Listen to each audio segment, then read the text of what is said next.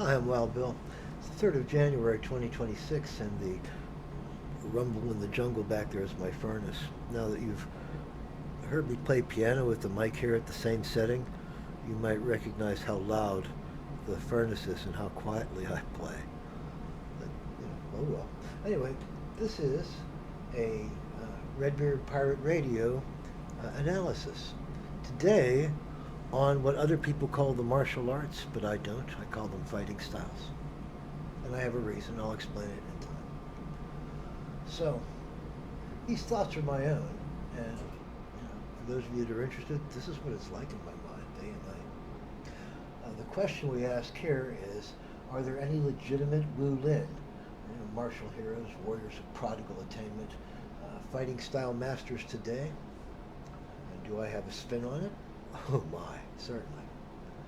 Wild Bill on Kung Fu Mastery, 3rd of January, 2026. The human body is capable of wild animal level performance. Then we civilize and raise it to ignore that old potential. Civilization doesn't need Tarzan, Conan, or Wong Fei.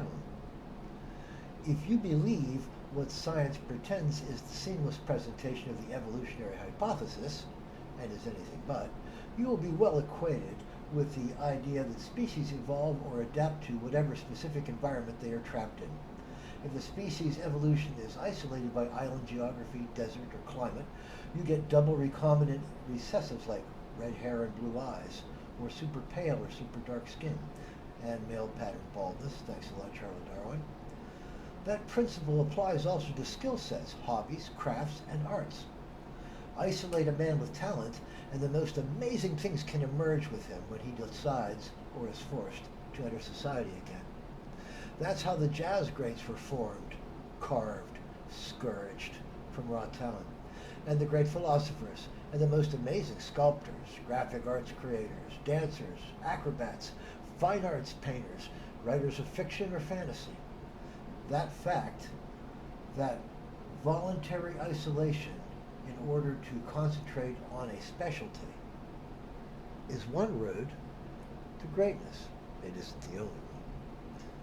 It's the same with fighting styles, or what most of us call kung fu, which in most usage merely refers to attainment in a skill-centered profession. You could say, your cooking kung fu is very good. A master can't learn while he's taking hits from or spanking uncultured students 8 hours a day, just teaching the basics. All prodigal masters have a tale of how or why they self-isolated in order to improve their fighting quality.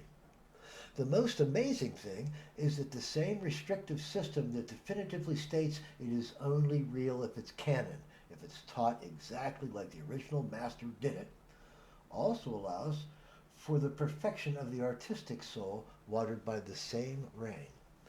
In traditional fighting style training, it's my way or the highway. Master so-and-so is perfect, and anyone who says different can meet me in the parking lot after recess. Right there, from the get-go, the student has walled off all of exploration, experimentation, and the experiential dialectic. In other words, a style can't evolve because stone-brained copycats rise to the top. Further, the original insights do not always transfer between a talented master and a stone-brained copycat, who only sees the external form of a thing and never its potential.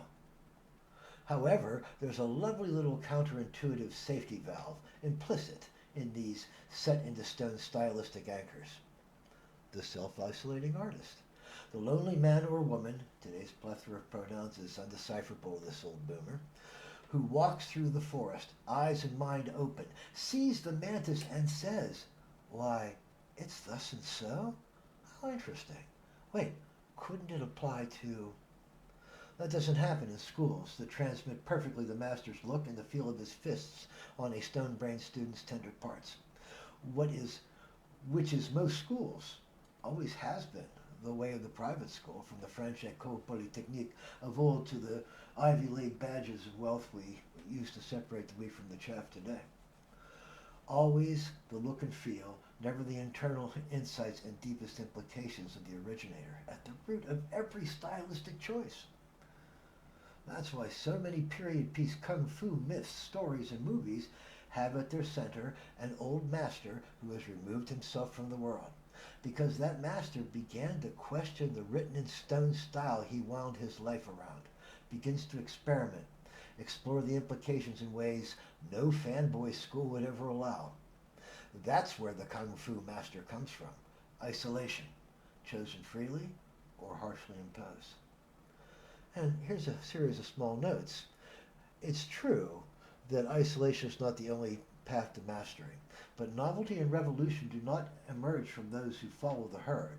As there is no I in team, there most certainly is one in genius.